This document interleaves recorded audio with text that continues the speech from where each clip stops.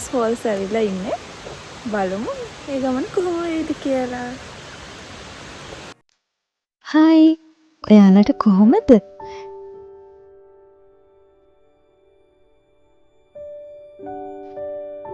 ඉතින් ඔයාලා දැනටමත් දන්නවනේ අද අපි ඇවිත් ඉන්නේ කොහෙටද කියලා. තේවතු යායකින් වට වුණු නිදහස් නිස්කලංක පරිසරයක පිහිටලා තියෙන සුන්දර දියඇල්ලක් බලන්න තමයි අපි අද ආවේ. මේ දියඇල්ලේ ඉහළ කොටසට යන්න වෙනම පාරක් තියෙනවා. සෝබෑර්ලි අපිට අද එතනට යන්න වෙන්නේ නැහැ. මොකද අද ඒ පාර වහලා. එයාලා අපිට කිව්වේ ගල් ඉස්සන නිසා ඉහළ ප්‍රදේශයට අද කාටවත්ම යන්න දෙන්නේ නැහැ කියලා.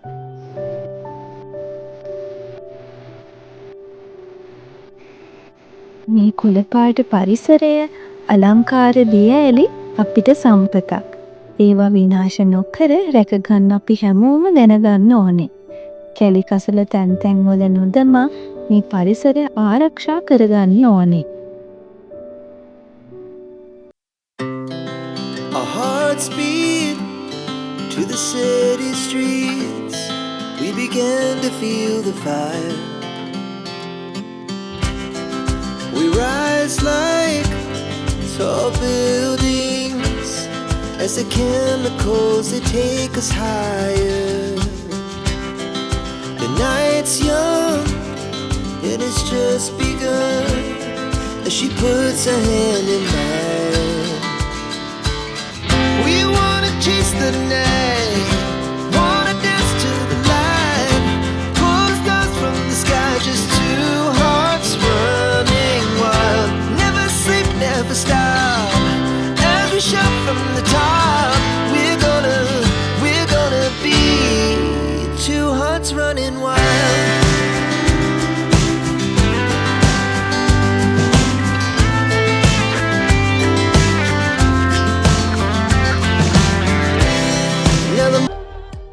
අපි මේ හොන්නස්කිරිය දියඇල්ල බලලා තවත් දියඇල්ලක් බලන්න ගියා.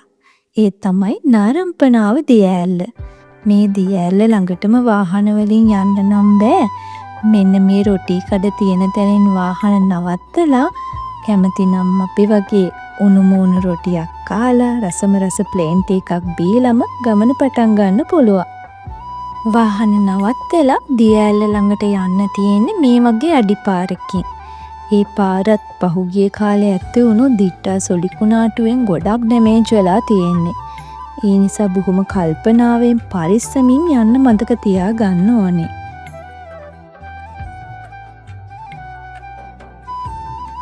අපි උඩ දියඇල්ල ළඟටම ගියේ නැහැ. අපිට ටිකක් මහන්සි නිසා අපි මෙතන නැවතුණා. හරිම ලස්සන කියා ගන්න තේරෙන්නේ නැති හරි අපූර්ව වයිබ් එකක් මෙතන තියෙන්නේ.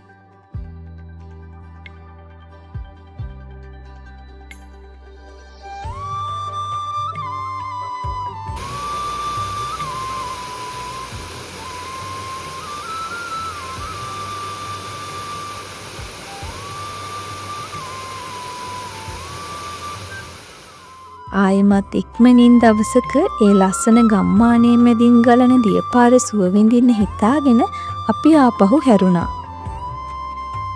අපි ගියපු මේ හුන්නස්කිරිය දියඇල්ලටත් නාරම්පනාව දියඇල්ලටත් මහනුවරින් හරි මාතලෙන් හරි එන අයට ඉක්මනින් ළඟා වෙන්න පුළුවන්.